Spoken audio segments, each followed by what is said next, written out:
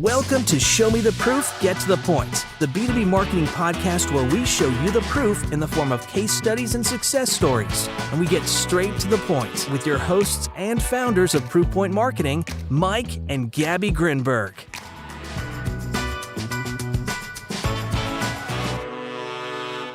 Welcome to Show Me the Proof, Get to the Point. We are so excited today to have Steve Lamar. He's the founder and CEO of Promoprep. Steve, welcome to the show. Thanks so much for having me. It's great.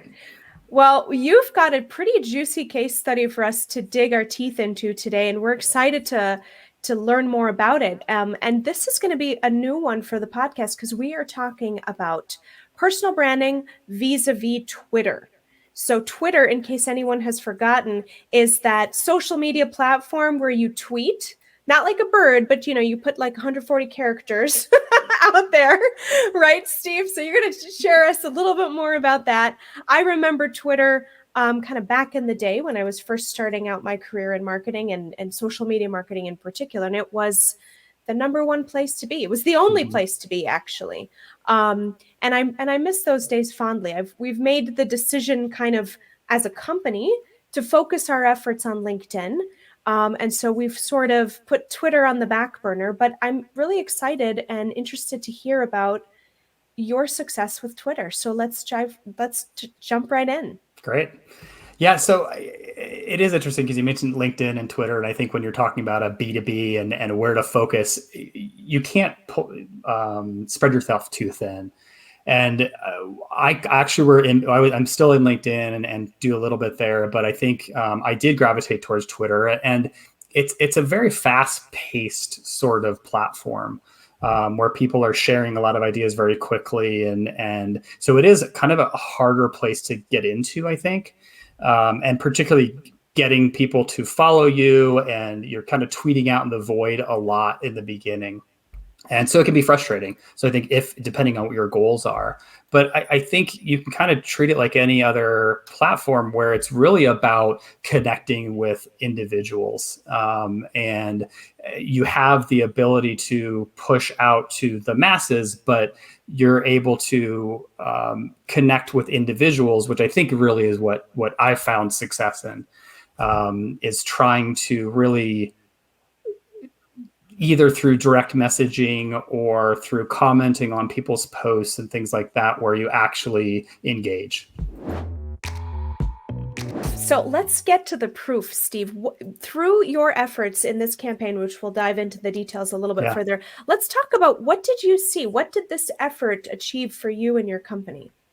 Yeah, so we saw great growth. Year to date, we're about double in traffic to the website, and we've seen about a 25% increase in trials of the SaaS platform. So it's been fantastic. I mean, the exposure there, we're really in early stages of this building, and so we're really focused on brand awareness and getting our name out there.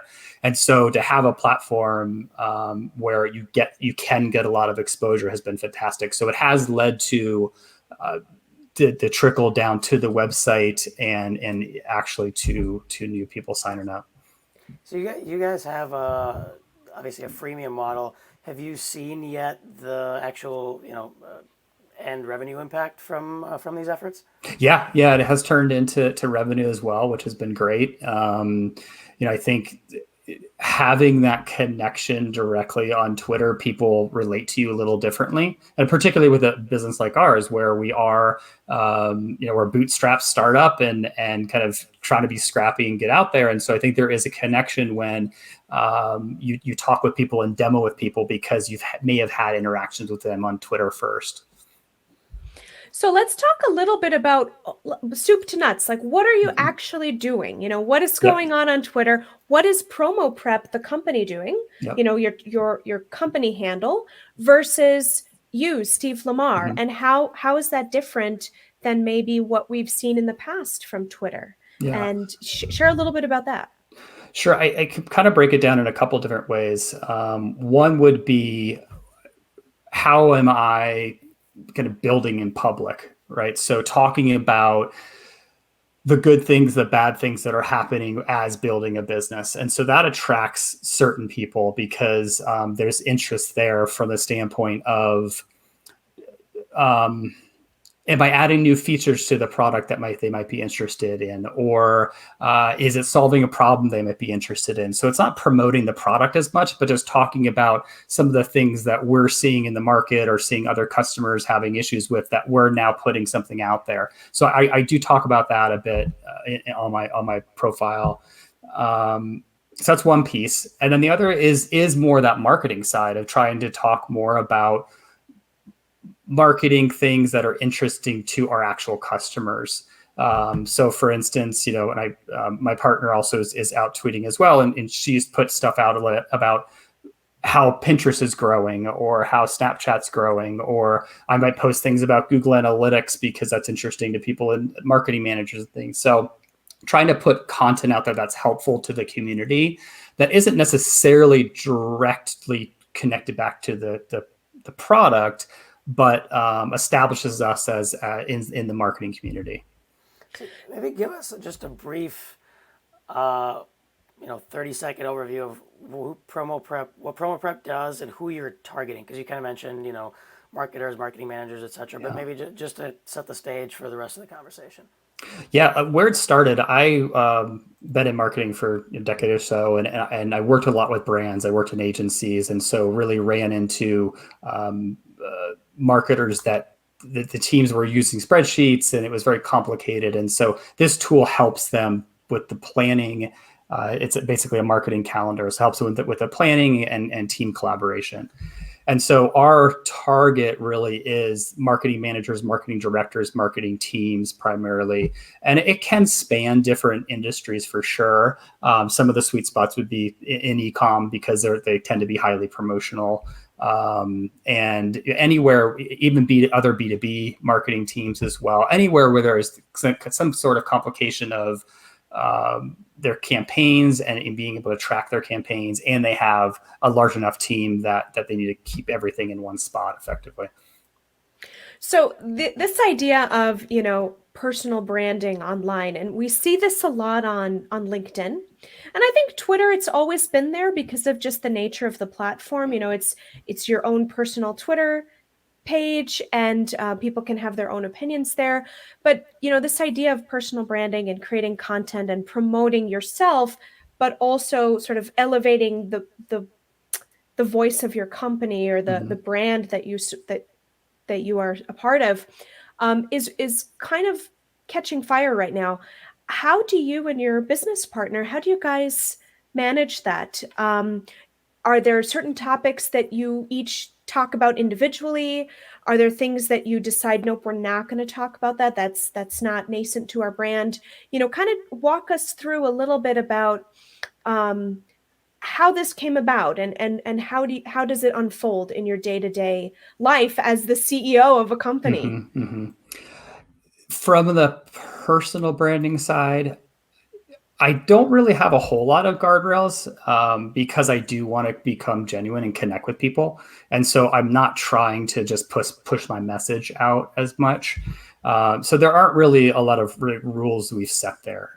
It's pretty much, we can be talking about what we're doing on the weekends, but also then, I actually I do try to on the weekends actually have a little bit more fun. And then during the week, maybe I'll be talking a little bit more about the business and things like that. But we also then have our handle, our brand handle that we do tweet out on, and we'll use that to maybe retweet some of our personal things that was getting some traction because that might push to a different audience. So we do have a combination of our personal brand plus our brand handle that does some tweets as well. Could you, I wonder if you've done the analysis, if you can dig into more of, do you have a good understanding now of what types of either topics or content resonate?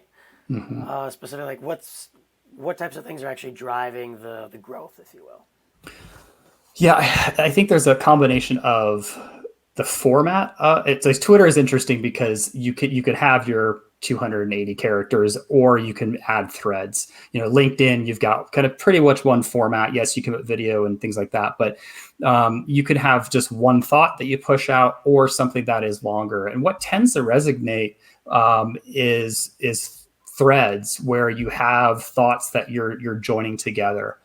And so things that I've found success, I mean, I had a post that was about, if we're talking B2B a little bit, is like, what's your best swag you've ever gotten from a business? Right. And it kind of blew up. Like people were really interested in that. And it was something that people could easily talk about and connect with. And it didn't take a lot of brain power for them to then comment on. And I think that's one thing in the social space is 90+% don't actually interact. They're there to scroll and browse. But so I think that the easier you can make things to actually interact with, that's really, I think, what resonates, because if it can connect with it, they'll either like it, they'll retweet it, or they'll actually make a comment about it. Do you feel like things like that are just more general business related, but not specific to your company, your product, et cetera? Do you think that, I mean, obviously it resonates in terms of getting engagement, but have you seen that type of content specifically drive traffic and then, signups? Not so much. I think that's going to drive maybe more followers and some engagement, maybe get your tweets out further and more interaction, but not necessarily. I think that's where it's almost like a 80-20 in a sense, where you're pushing out 80% of just who you are, and then maybe that 20% is a little more promotional, or like I was talking about, more a product focus where, hey, we're launching recurring tasks next week, and so here's why we're doing this, and that kind of thing. So you're not going to get as much engagement with that, and people aren't going to necessarily be commenting on those and things like that, but that will then lead to people hitting the website and checking out what you're doing. So there is that balance where you don't want to be too promotional, but you gotta pepper that in a little bit. I mean, I'll give you an example. I just bought a book from somebody yesterday because they happened to retweet something they posted 3 months ago about a book they wrote. I never would have seen that 3 months ago, but I did yesterday and went and bought the book. Like, it's just the little things. And it wasn't it was a small little tweet that say, hey, I wrote this book about coming up with content ideas, and I went and bought it. So I think it's just peppering in some of that stuff that is like appropriate from that standpoint, that isn't going to annoy people, but get them knowing what you're doing. So I'm glad you shared that 80-20 breakdown, because that was going to be one of my questions is, what is sort of the cadence of, or the rhythm of how much content you're putting out that's more personal, thought leadership versus, brand or product specific. So thank you for sharing that. And clearly by my earlier remark that there's only 140 characters, that's when you can see that it's been a while since I really spent time on Twitter. So shame on me for that. Thank you for being kind and very subtle about the 280 now limit. But I do have a question for you, Steve. So you're a CEO. Mm-hmm. You're the founder of the company, co-founder of the company. You've got kids. You've got a wife. I see from your bio that you also have quite a few number of pets and animals at home, which we'll maybe talk about in the lightning round. And you're building a company. This is a startup. You're still very much in startup mode.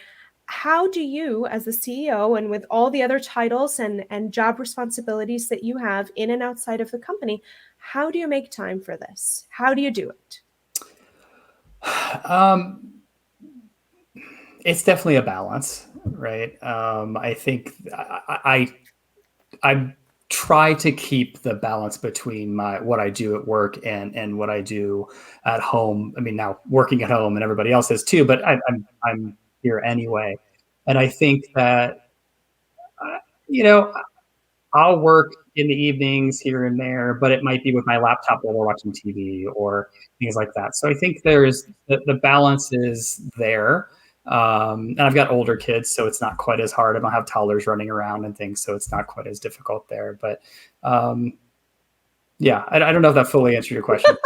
Well, you know what? We're gonna dig in a little bit more when we get to the point, and I think we're about ready to get to the point. What do you think, Mike? I guess the last question I was going to ask, I think, is how are you measuring the impact sort of as you are trying new things? I know, actually, I have one other question after this. I lied. But let's talk about measurements. So how are you measuring impact of these activities? I love the measurement side. I come from a kind of deep analyst point of view. So the primary thing is new visitors to the website, and I pay attention to that very specifically.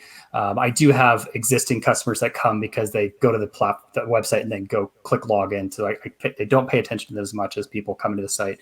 So new visitors, and then what they're doing. So are they just hitting the homepage and bouncing? Are they making it to the pricing page? Are they looking at the features page? If they're making it to the pricing page, are they actually interacting with it? Are they using the toggles? Are they looking at the FAQs? So those are the things that I really help me understand. Is it working? Are they interacting with it? So that's helpful. And then trials. I mean, the signups are huge. Obviously, that's what we're trying to do. To either get a demo or get them to actually try it, our freemium version of the product.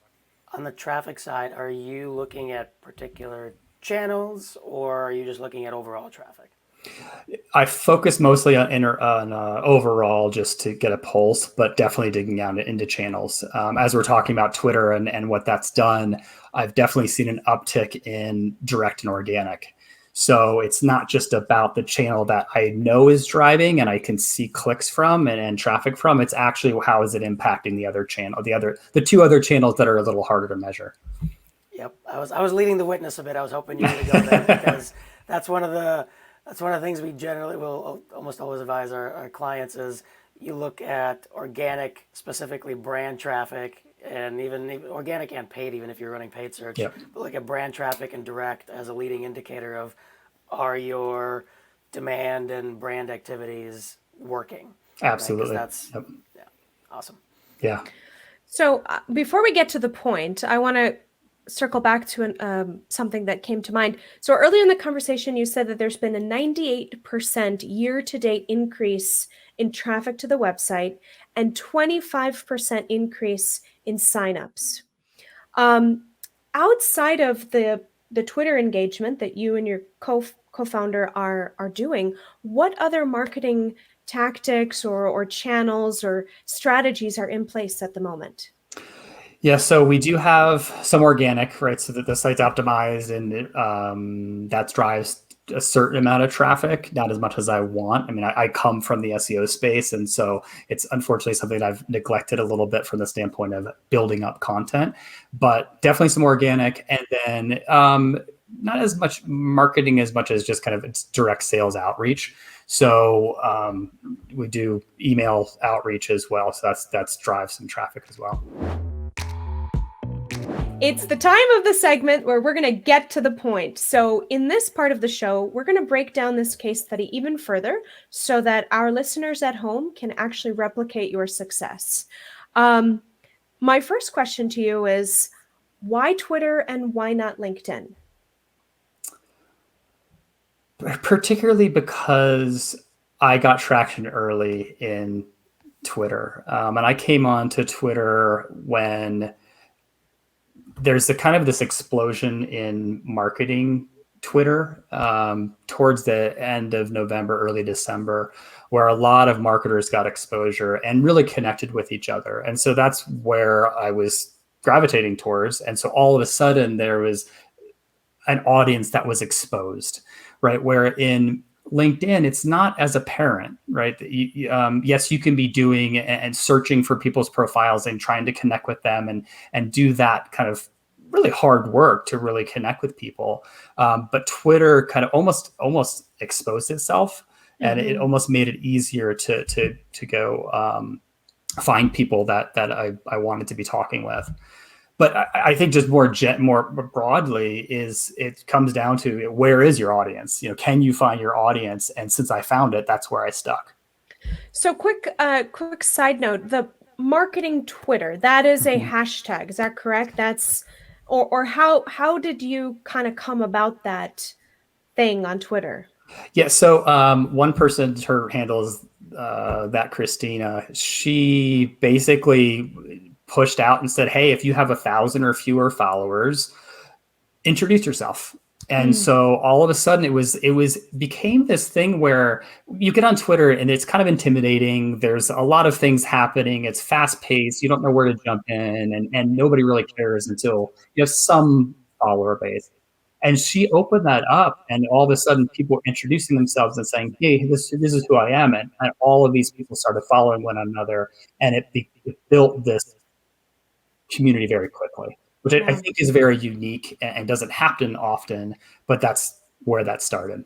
Yeah, it's almost like it's an informal Twitter group. Twitter doesn't have groups. Right? Exactly. Right. Where it's very welcome. Like it's anybody can, if you're not joining anything, it's just, that's where people gravitated towards. Yeah. So what have you been doing since? Because I know we actually had another guest on the show that talked about marketing Twitter a little while ago, and I know that it sort of fizzled out a bit in terms of the amount of engagement, things like that. How have you been adapting to that? Yeah, I would say there's probably a certain level of burnout. Just, I don't know if it's a marketing Twitter thing or it's just a social media thing. There's a huge explosion last year with everybody reaching whatever platform you gravitated towards. And I think even myself, I'm starting to feel that it's very difficult to always be on social. It's draining it because you're connecting with people and talking with people. And so I think where I'm heading is maybe just not quite as much. Still trying to keep consistency, but if that's not daily, maybe it's every other day or a few times a week. But I don't think it's going away. I mean, I think I've still all made the same connections. I still want to keep connecting with people, but maybe that big kind of bubble of marketing Twitter, quote unquote, is, but I think everybody's still connected. So for anyone that's listening out there today and that's saying, well, gosh, I want to jump on this marketing Twitter bandwagon, what are some tips and advice that you would give them, whether they are a CEO or let's say, a CMO or a marketing leader, and they're trying to build a brand for themselves, elevate the name of their company, elevate the brand product that they may support or represent? What are some tips and tricks that you would share with them? I'd go even beyond marketing Twitter, right? Because that's, if you're selling to non-marketers, I guess I'm curious if you even have a suggestion on if marketers are not your target audience, is Twitter the right platform? I can't say that to every industry, but I think it can be. I think it just depends on who you're targeting. I mean, one group that I'm also in is other founders. And so there's a lot of people on there that are trying to kind of sell into founders, right? Maybe they have chat apps, or maybe they have books that they're writing about B2B software, things like that. So absolutely, there's other areas that you can grow into.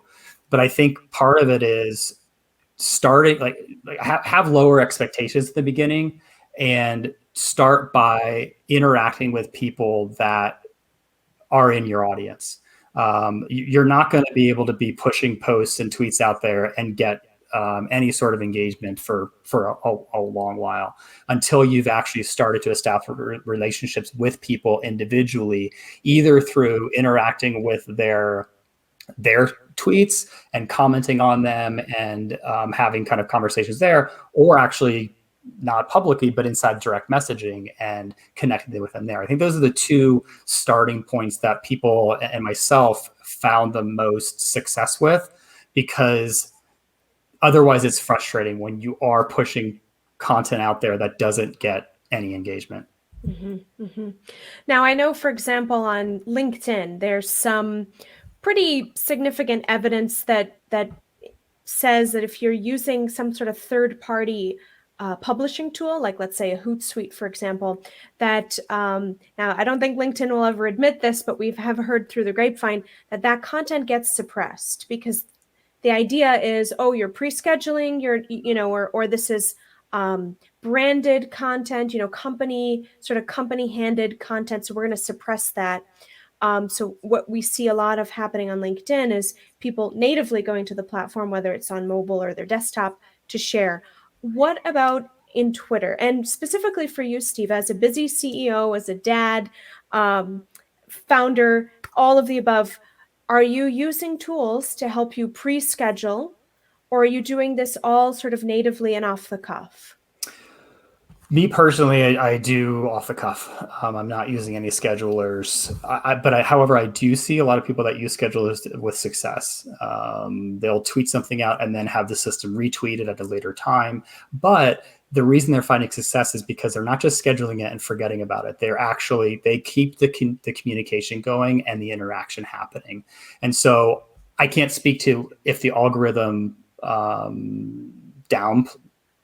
plays the automation, but I haven't really seen that. But it's also because the people that I know use automation tools actually engage with their audience after the tweets happen. They just use it as a means for scheduling something out because they know it's going to go, but then they're paying attention to it and then commenting and things like that. Yeah. And so beyond scheduling, let's talk a little bit about content planning, because as we all know, sometimes we can be in meetings back to back. Sometimes we've got just a crazy day that gets away from us. And I know it's happened to me. It's happened to Mike. I'm sure it's happened to you, Steve, where we have the best of intentions to wanting to share something. We've got a burning post in mind and we just don't get to it. So tell me a little bit about your strategy when it comes to planning your content out. Yeah, so I do keep a spreadsheet really, and I'll track some of those ideas in there, and that's where because there was a character limit and things like that, I'll use that to make sure that the tweet's where it needs to be. But that's my primary tool. It's nothing sexy. I mean, it basically just, I have a place where as ideas come up, particularly if there's something that I want to push off the cuff that I do want to put more thought into, I keep it there. I might develop it out a bit more. Or if there's something a little more substantial, like it's a content piece that I worked on that might be housed someplace else, like on the website or other places, or maybe it's a video I might be involved in, I'll bring that into the spreadsheet and kind of break that down in a different way. And I think content can take so many different forms that pushing it out on Twitter is just one way to distribute that content that can live in other places. And for me, the beauty of Twitter was always, and I think it still is, the fact that it's really about the written word. You know, you've got those 280 character limits. You don't have to bring in a photo. You don't have to have a video. It's really about how well can you communicate and distill your point within that character limit. But as we all know, marketers, we are a fickle bunch, and we need visual and we need stimuli and we need sexy, shiny, flashy objects to capture our attentions. Are you using video and images and photos? Are you creating graphics or other visual assets to attach along with your tweets? Depends. Most of the times, no. If there is something like I talked about pushing the product in a sense, I'll have screenshots and bring those in for sure. Or if it's like a little animated GIF of the video of something happening, I'll bring that in. But for the most part, not to supplement or just have something to draw attention to the tweet. It's just the text. I have done a video that I also shared on LinkedIn and on Twitter as well, where it's me talking about something. So I'll incorporate that, but it's not as common. Pretty much stick to the written content in Twitter. Awesome. Since you mentioned LinkedIn, one more question quickly is, have you found differences in terms of what types of content works on which platform? And could you talk a little bit about that? For sure. I think it's also the audience, but it's also the medium that we're in. In Twitter, it can be a little snappier in the sense that it needs to resonate very quickly. And I don't think tweets last as long than on LinkedIn. I'll see a LinkedIn post that I put out, and a week later, I'm still getting a like on it or a comment. Whereas in Twitter, it may be gone in 15, 20 minutes kind of thing, depending. So yeah, absolutely. The content you put in there does make a difference. And the format of it of itself lends itself to being kind of quicker content as well. But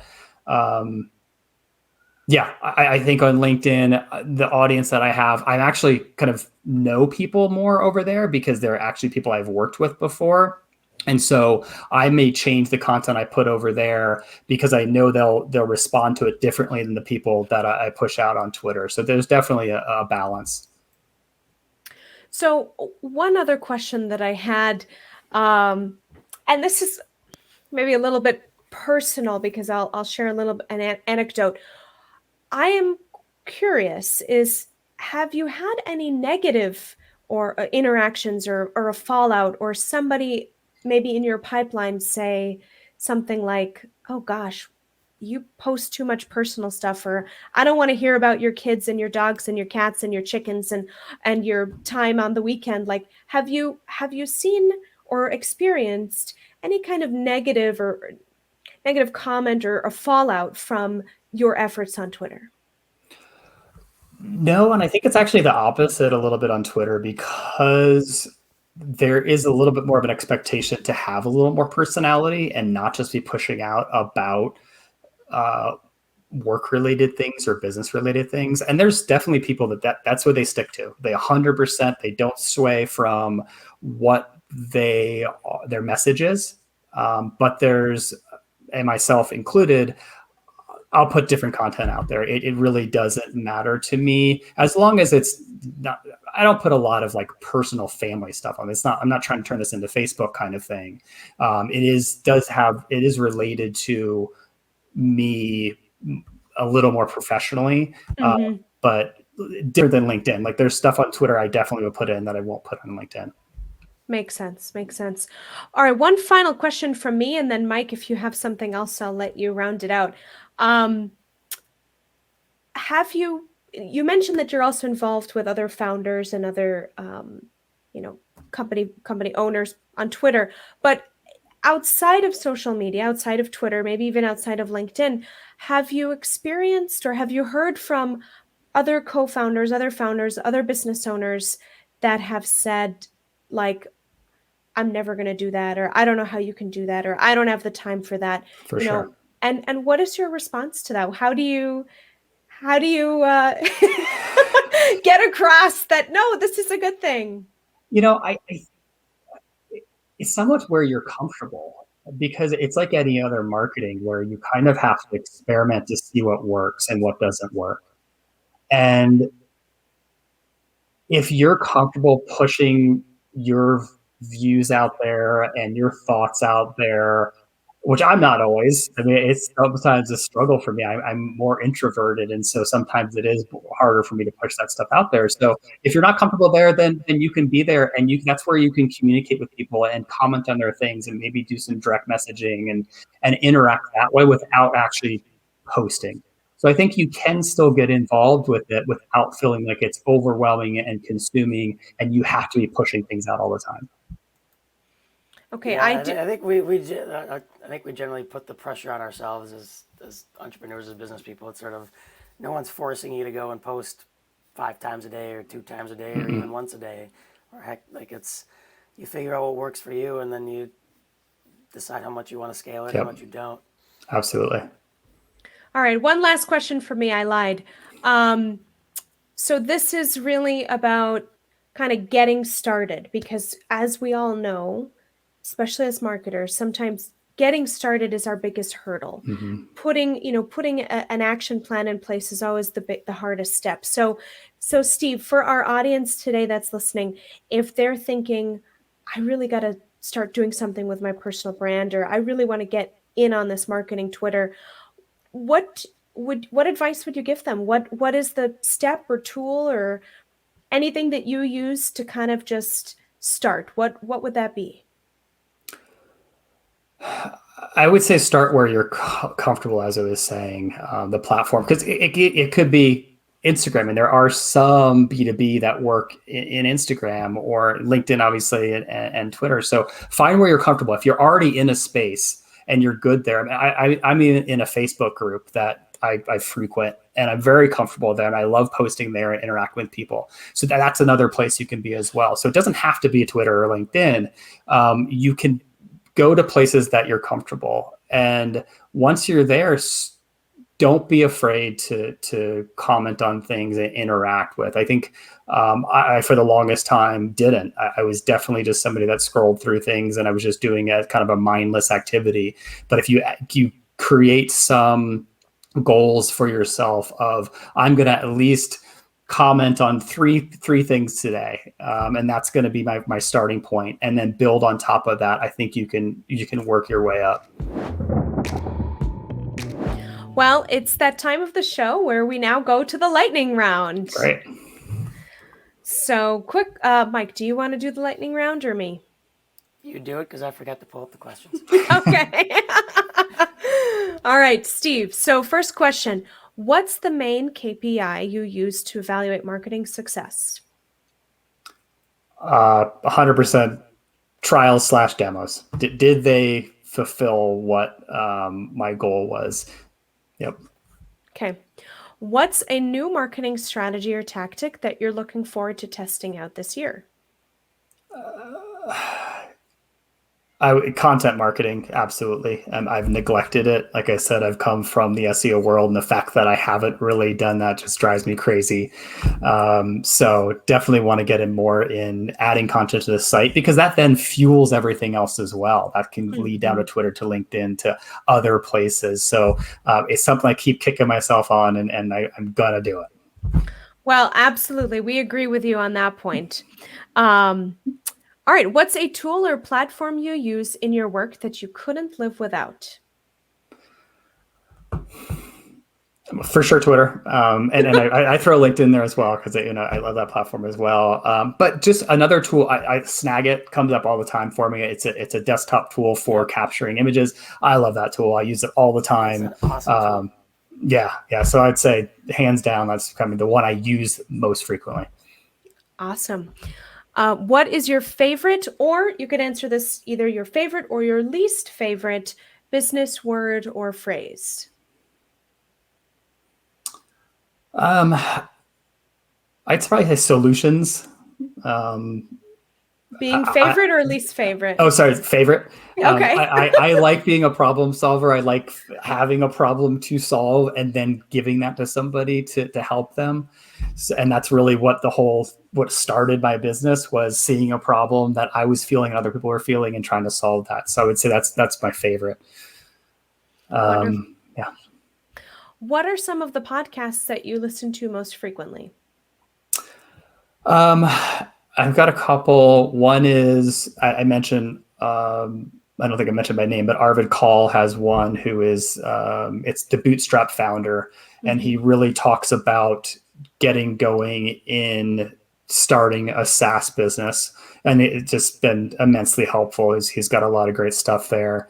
And then Everybody Hates Marketers is another one. Interesting title, but Louis great. He really does a good job of, kind of similar to this podcast, where they just get down to the business of things and really try to talk about actionable things. Awesome. We'll have to give that one a listen to.